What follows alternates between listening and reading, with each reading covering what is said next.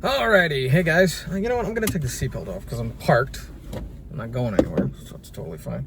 Had a callback for the audition I talked about before, and I just wanted to kind of like continue that. That thought, that idea. Not as confident about this one as I was the initial audition, because so last time it was more improv, which is more my thing. But this time they wanted basically by the script, which the script was it even says in the script that it's just a guideline. And so I didn't memorize the script. I mean, I knew it more the first audition, but since then I'd been doing like so many so much voiceover and so many projects that I had just, you know, it just like got pushed out of my mind. And so I only briefly skimmed through it the night before, and then as I was sitting there waiting for the audition. So I didn't have it memorized, and they wanted a little bit more memorized. So I'm not as confident about the callback as the initial audition.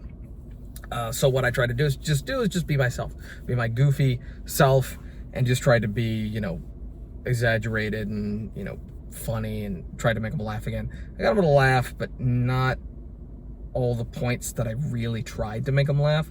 I got more of like, that kind of thing. And so not as, you know, comfortable.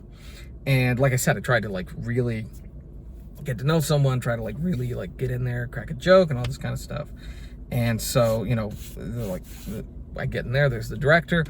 You know, I go to shake his hand. I'm not thinking about the coronavirus thing.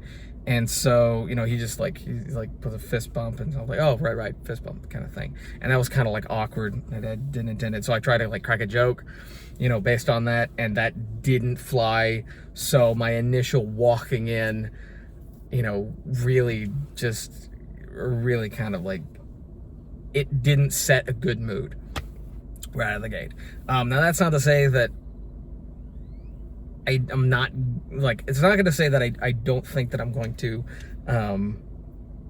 even be remembered or that I've completely ruined my chances.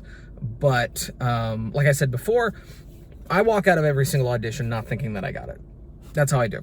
That's how I you know, basically do every single audition. I don't think, sorry, I'm trying to lock the brightness again because it was kind of like really bright.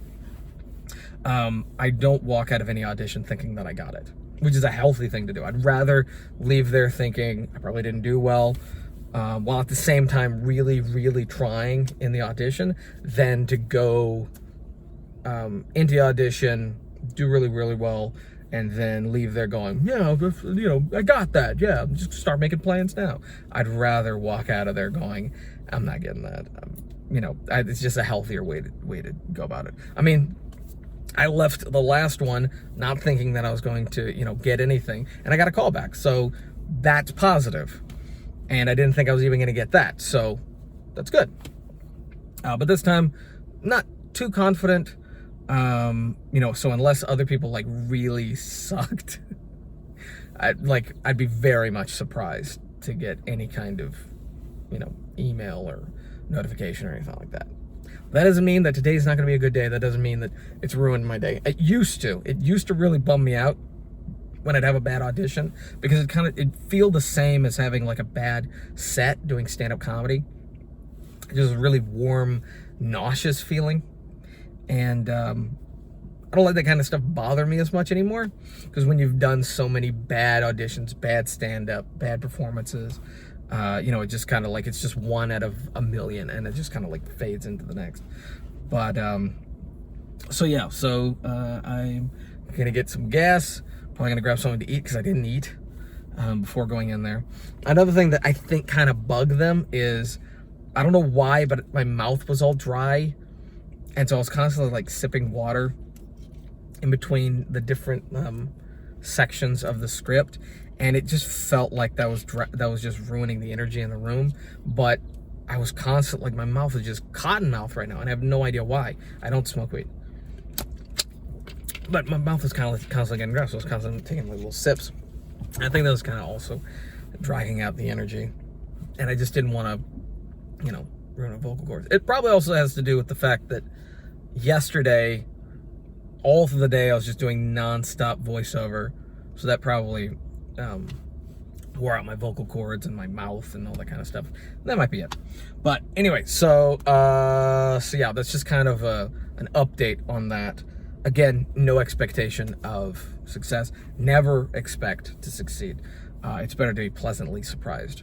Like I was getting the call back. It was pleasantly surprising. Needing to set up a date to rendezvous with my agent, because I haven't met him. So basically, I met him twice since I joined up, since I signed on, and I haven't met him since. We haven't talked, we haven't sit down and kind of like discussed stuff. He's not a manager, but I would like to keep him in the loop. Considering he is open, he's open to, you know, sit down and talk to people and kind of like go over our resumes and how we market ourselves kind of stuff. And so I kind of want to do that with him.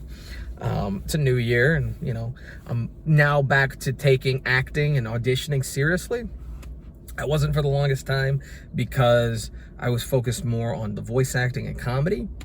I was focused heavily on the acting and the auditioning and all that kind of stuff when I first moved to Austin, because that was one of my big things. Like the comedy was more this is what I do to make money. One of the things I do to make money. I got into voice acting because I was like, I need some extra cash to help pay bills.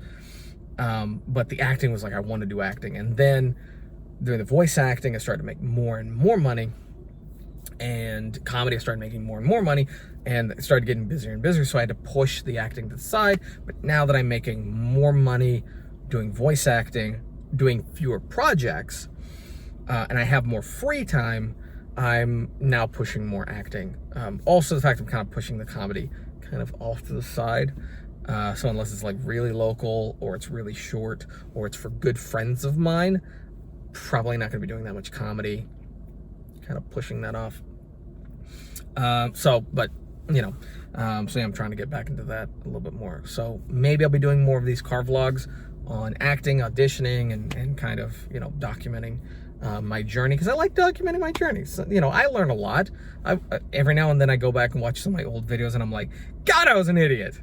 God, I was stupid. That was dumb. Why would I say that? So, you know, who knows? Maybe when I die spontaneously because I'm overweight, someone can just take all my video clips and just make like a big documentary about me or something like that. Feel free to do that if I die. Go ahead. Who cares?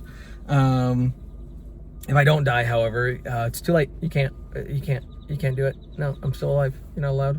I don't want anyone making a documentary about me when I'm alive. Unless I'm like really old, then I'll be like, yeah, sure, whatever, I'm old, who cares? But I'm gonna get something to eat, gonna get some gas, and enjoy the rest of my day. And you should too. Bye.